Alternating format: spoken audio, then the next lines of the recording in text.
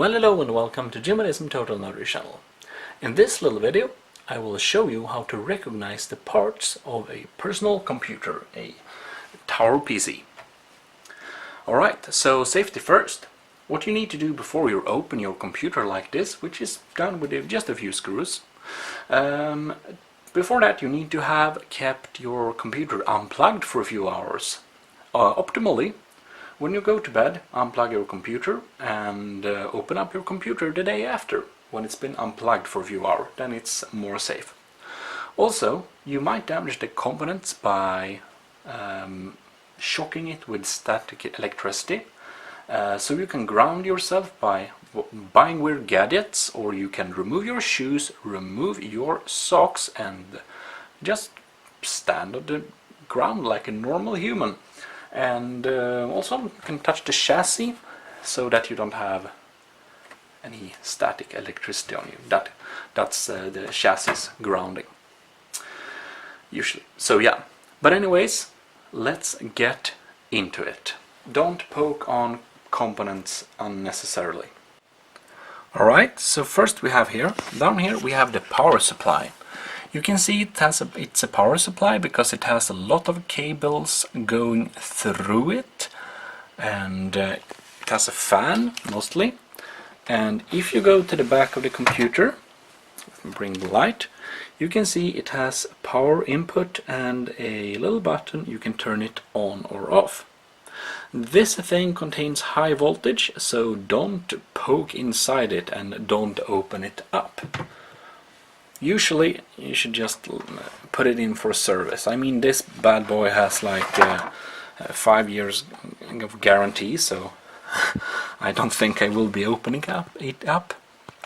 Anyways, alright, so moving on from the power supply, we can go up right here. This, in the middle of this little section here. Here we have the processor. The processor is attached to the motherboard, and the motherboard basically has all the important stuff. It's basically the computer. This is. Also, the graphics card, you can see here the little Zotac thing there. It's attached onto the motherboard. This is a smaller motherboard, it's a mini version. If you wonder, there are larger versions and bigger versions. If we zoom in here, you can see here we have two slots going vertically. They are attached with very small contacts, and that's the random access memory, the RAM. This is a smaller motherboard, which means it only has 2 slots. Full-size motherboard has 4 slots, so you can see them easier if those are empty. Right. If you go here, we can see if we can zoom onto that little thing. This little cable there, I wanted to show you. You see that little cable there? That's a SATA cable, which is the transfer to the hard drive disk, your SSD or HD drive basically. And we have a lot of cable attached to the motherboard here. And here we have your processor and also the cooler of the processor. I mean, we actually can't see the processor because it's under the cooler. You shouldn't remove the cooler of the processor if you don't have more thermal paste, which conducts heat from the processor to the radiator. That's the aluminum thing you see under the fan there. That fan is connected directly to the motherboard, which you see on the cable above it, right there, which is the fan that's automatically controlled by the motherboard. We have a lot of fan. They're just nothing special, just fans. And oh yeah, we also have the SATA cable disappears back here. Of course we can open the back side too, but it doesn't help us much. It just leads to this one, which is the hard drive disk.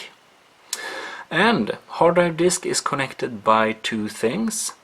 we have a power cable going through here and coming out on the back side here. Let me just... Alright, here we have the hard drive disk. This is the SATA cable, the data transfer, and here we have the power supply cable right there. Right, and or from the PCU, power supply unit. That's the hard drive. It's a pretty old hard drive, and well, I'll just need to put it in there. It's in this little rack here, and yeah, we will have a little quick look on the back side of the PC. These are not connected in, by the way, but I do have two DVD drives there and there. If you wonder how they look, they're pretty self-explanatory because they go to the little thing you just attach from the computer. Right. Going to the front panel of the computer, you can see a few connections here. These are connected in directly to the motherboard via cables. They're pretty tightly attached to the inside. We have the on-off button, we have a LED light, and we have a USB 3.0. The USB 3 are blue and also has more pin connections, and the USB 2 are black. USB 1 are also black, but it's very common to have USB 1 these days. We have a mic, we have headphones, and we have FireWire, but I don't have a FireWire card, so that's unattached, and I don't use these buttons either. But they're connected into the motherboard, and if you want to know where to connect them, well, you need to look at your motherboard supplier's instructions, basically. But it's these very small connections right there. It's a little bit hard to see. They're very tiny and they're just under the big connector from the power supply to the motherboard. But it's different from different suppliers. Right, let's go to the back panel of the computer to understand what's in the computer a little easier. So here, as we've seen before, this is the motherboard, and here we have, well, old mouse and keyboard connections. We have USB 3, we have digital display, we also have HDMI, and we have internet and different types of sound.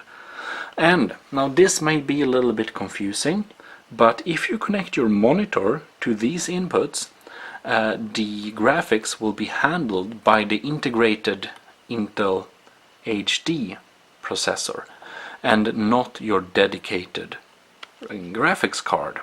You saw the graphics card before on the computer, motherboard, and well, it is down here.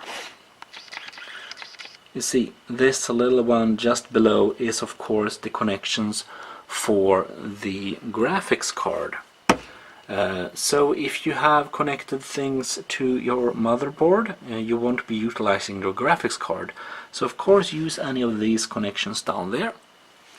And then we have the power supply unit, just like that. And well, that's the full overview of a pretty standard, pretty basic PC. It's pretty medium range. It's a little bit unusual to have a small motherboard, but it's a lot of common in compact computers. But anyways, that's that, which is totally, this chassis is like enormous. I can fit like 2 other similar computers in this. But anyways, I hope you enjoyed this little video, and that it taught you something new about what's in a computer and how to recognize the parts. Well, everything is attached and nice. Anyways, I hope this video has been informative to you and that you learned something new and stuff. Anyways, I hope I will be seeing you in the next video, and if you liked the video, you should definitely leave a like and also subscribe to Gmodism Total Nerdy channel right now. Anyways, if you really like this video, you can support us by giving us a little tip. over at Streamlabs, or become a Patreon if you want to give us long-term support. In any case, thanks for watching and see you next time. This is Gmodism, signing out.